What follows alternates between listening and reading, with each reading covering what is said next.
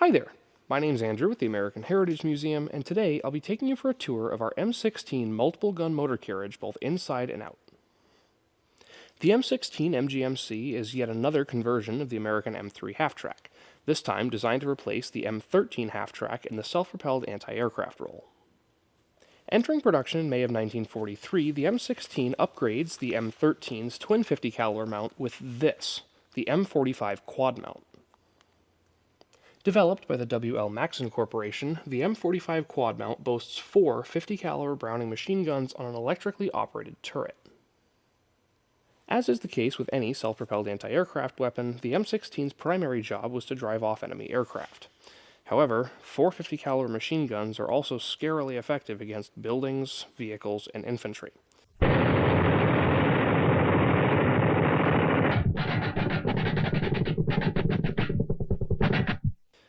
This was showcased perfectly during the Battle of the Bulge, when M16s were used to stop massive German infantry waves in their tracks, earning this weapon its nickname, the Meat Chopper. The M16 saw service from its introduction in late World War II until the end of the Korean War, and while the vehicle itself was phased out of American service in the late 1950s, the M45 continued to see service throughout the Vietnam War, being towed behind trucks and even mounted to the bed of deuce-and-a-halfs, which is pretty neat. Now, with all that backstory out of the way, let's get on with the tour. Let's start things off up here at the front. Now, unlike some other half-tracks we've seen that mount unditching rollers to the front, this one mounts a winch inside of a really beefy bumper. Now, the winch itself is produced by the Tulsa Winch Company of Oklahoma and has a 10-ton towing capacity. Now, these winches were generally used to get the half-track itself out of a jam, but could also be used to tow other vehicles if needed. Now, on the bumper surrounding the winch, we have two tow hooks, as well as this box of mines, and to control the winch, we have a power takeoff lever found in the cab. Moving up to the grille now, we have the armored radiator louvers, which are also controlled with a lever found in the cab. Moving around the sides now, we have the front wheels. Now, there's nothing particularly interesting about these. They're just standard pneumatic Goodyear tires, and both of the front wheels have independent leaf spring suspension. Just above the front wheels, we have the front fenders. Now, these are generally seen with all manner of stuff tied down to them, blankets, tarps, bags, etc.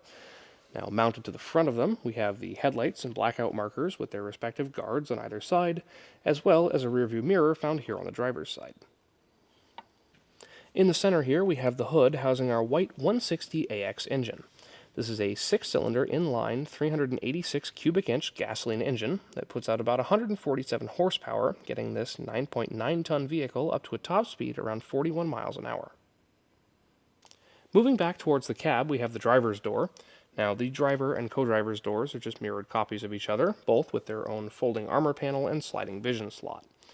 Now, around the door, on the driver's side here, we have a pickaxe, shovel, and jerry can, while on the co-driver's side, we have an axe, jerry can, and the battery box.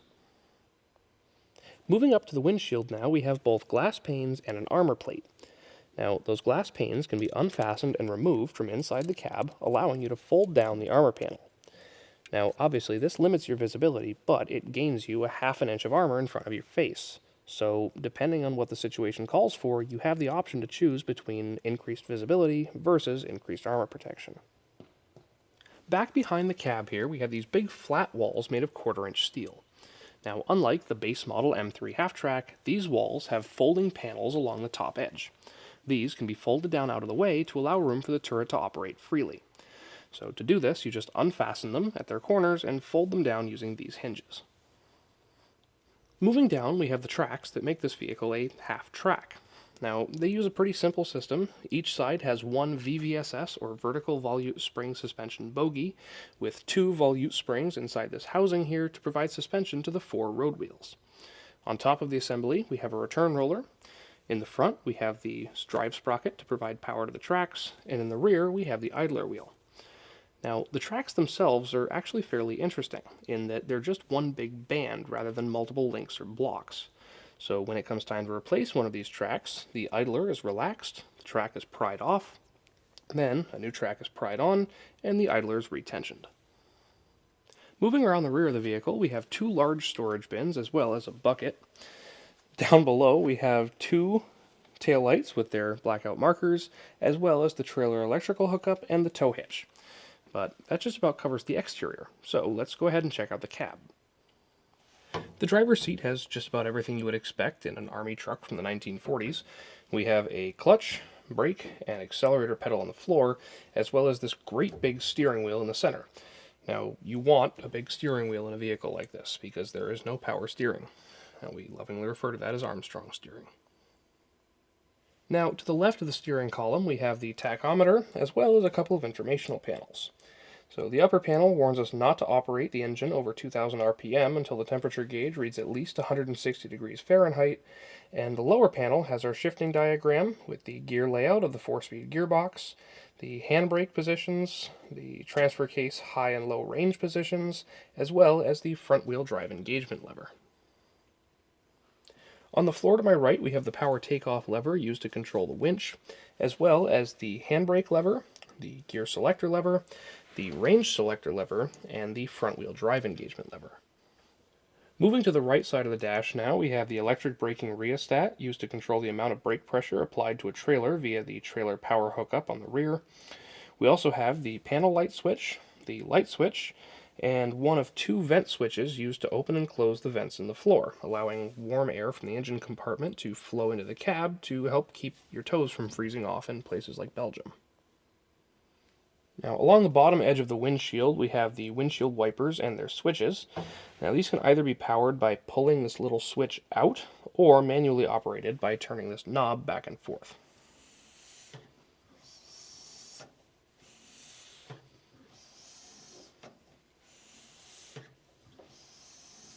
Now on to some of the big gauges, with the one on the left here housing the ammeter, the oil pressure gauge, the engine temperature gauge, and the fuel quantity gauge. Now, the fuel quantity gauge only displays the fuel in the selected tank, which is controlled with the fuel tank selector switch. Go figure.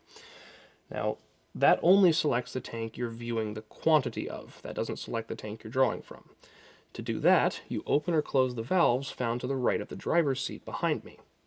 So, as it's set right now, the right-hand valve is open, so we're drawing fuel from the right-hand tank, and the left-hand valve is closed, keeping that tank from drawing any fuel. The big gauge on the right here is our speedometer, displaying the vehicle's speed in miles per hour, as well as being home to the vehicle's odometer. Now, I am endlessly entertained by how high these speedometers go. Now, it makes sense when you take into account the fact that a lot of these gauges were standardized, and you're not going to make a new speedometer every time you make a new vehicle and tune it to that vehicle's top speed. And it also makes sense that, like in a normal car, the needle would sit somewhere around the left or top center of the gauge when you're at normal cruising speeds. But it's still really funny, because the only way that this truck is ever going to hit 80 miles an hour is in neutral going down an Olympic ski jump. Now, between the big gauges, we have the ignition switch used to connect the battery to the rest of the electrical system, as well as the starter button. Now, the starter button comes with its own warning plate. Now, this says that if the engine does not start on the first attempt, that you should let the engine come to a full rest before trying to start again to avoid damaging the starter motor. Along the bottom edge of the dashboard, we have the choke button used to restrict the airflow in the air-fuel mixture to help aid in startup, as well as the hand throttle used to regulate the engine speed during the warm-up period. Now, I still think it's really funny, and I'll throw a picture from the manual in here, that it specifies that you cannot use the hand throttle as a substitute for the foot throttle, because apparently somebody made that necessary. Moving up to the right here, we have the fuel tank selector switch used to select a tank's quantity to display on the gauge, as well as the blackout headlight switch with its lockout button and a panel light over to the right. Now for the co-driver's side. So in the dash here, we have the second vent button, as well as the map compartment, or glove box, depending on what you want to call it. Down here on the lower right, we have the handle for controlling those armored louvers in the front, as well as a can of decontamination spray. And lastly, over here in the door panel, we have the slot for the lubrication chart. On the extreme right and left of the cab, we have rifle racks designned to hold M1 Garand rifles, giving both the driver and co-driver a safe place to stow their weapon. And then, over in the center of the cab, we have a fold-down seat to accommodate an extra crew member. Now, some of you may have noticed that there are a number of names painted on this vehicle: Hoosier, Cal, Caroline, and Willie. Now, these names aren't original to World War II, and while they have their own special meaning, they were added when this vehicle was restored. However, this is not an uncommon thing to see on military vehicles. Oftentimes, crews will either name their vehicle or put their own names on their vehicle. In this case, the driver and co-driver have put their names on their respective doors, one of the crew members has their nickname behind the jump seat, and the gunner has likely named the turret Caroline after a wife or sweetheart back home. Moving back into the rear compartment here, we have the fuel tanks on either side, we have spare headlights and blackout headlights scattered around, we have the mounting point for the radio on this platform over here, and we have a whole bunch of ammunition storage. Now, at full capacity, the M16 carries a whopping 5,000 rounds of 50 caliber ammunition, which is a lot. Now, these are scattered between 200 round ammo chests like these, which are commonly known as tombstone chests due to their shape, and 100 round ammo boxes in the floor. Now, there is a lot of storage around, and to put it in perspective, these 8 boxes between the 4 on the guns and the 4 in this ready rack only account for 1,600 of those 5,000 rounds. Around the sides and rear of the truck, we have space for, get this, more ammunition, as well as spare barrel holders, because you're going to need to swap out the barrels in the 50s once in a while, as well as a bunch of storage boxes and racks for various tools and equipment. On the front of the turret here, we have the Caroline inscription that we talked about before, and over on the side here, we have 2 kill marks for German aircraft shot down. In this case, a German Ju-87 Stuka and an Me-110. On the turret, of course, we have the 4 M2HB 50 caliber Browning machine guns, each with their own 200 round tombstone ammo chest. And on the inside of the machine guns down here, we can see the drive gear that is capable of getting this turret 90 degrees of elevation and minus 10 degrees of depression. A crew of 3 is needed to operate this turret at peak efficiency, with a gunner sitting in the turret's seat to operate the machine guns, and 2 loaders with 1 on each side. Now, the loaders would be on standby to handle ammunition and deal with any weapon malfunctions that should arise, such as jams.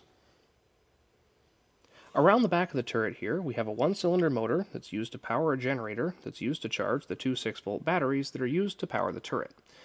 Now, this motor can be started either by way of electric starter, by hitting the button on top, or by pull starting it using the included handle and string. To do this, you just slot the knot into this little notch here, wrap the cord around the disc, and give the handle a good hard pull. Now, let's hop in.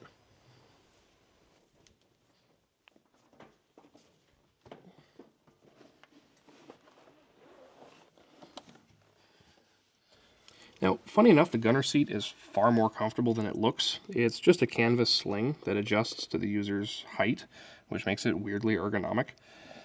But over here on the right, we have a box with the turret power switch, as well as the circuit breaker button for that system. Now, when that switch is turned on, that engages the electric motors that power the turret. Up in front of my head here, we have an M18 reflex sight that uses the same principles as an aircraft reflector gun sight. So in here, there's just a bulb that when you turn on the electrical system, that bulb illuminates and reflects a anti-aircraft sight down onto the lens here, like we'll see in a few minutes. Now, along the front edge of the turret here, we have these armor plates that can fold up into place. Now, these do severely limit your visibility. However, I would imagine that when there's an airplane coming in to strafe you, they're a rather nice thing to have. So, it's all about trade-offs. Now, the last major thing to look at up here in the turret are the gunner's controls, with pretty simple grips here, which are tilted and twisted to elevate and traverse the guns. Now, we have a trigger button under each index finger, with one button firing the top set of guns and the other firing the bottom set of guns. Now, in combat, the guns were often fired in pairs to help avoid overheating the barrels and to help conserve ammunition. Now, also found on the mounting here under the red safety switch, we have the firing circuit switch, which is effectively just the gun's safety. Now that we've covered all the physical components, let's see what operation looks like. To do that, I'm going to bring in Matthew as my loader. Firstly, we'll fold down the sidewalls to make sure we have plenty of room for the guns to move.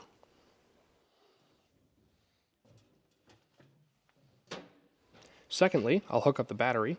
Like I mentioned before, the M45 mount would normally use two 6-volt batteries, but I have one 12-volt battery instead. Lastly, I'll hop in the gunner's seat and Matthew will take his position behind the guns.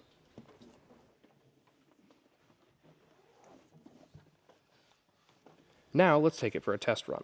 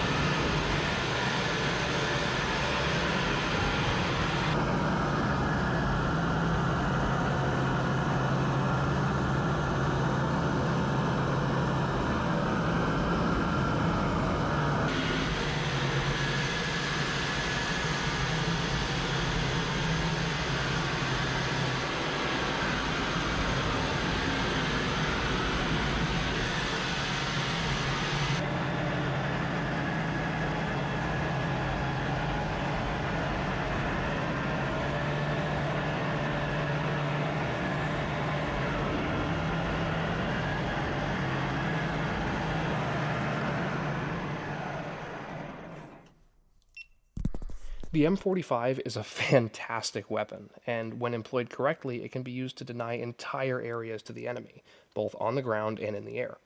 Not to mention the cool factor of having 4 50 caliber machine guns at your fingertips. And that just about wraps things up. I really hope you enjoyed the video and maybe even learned a little something new. If so, please consider leaving us a like and maybe even subscribing, as it really does help us out a lot. In the meantime, my name's Andrew with the American Heritage Museum. Thank you for watching, and we'll see you in the next one.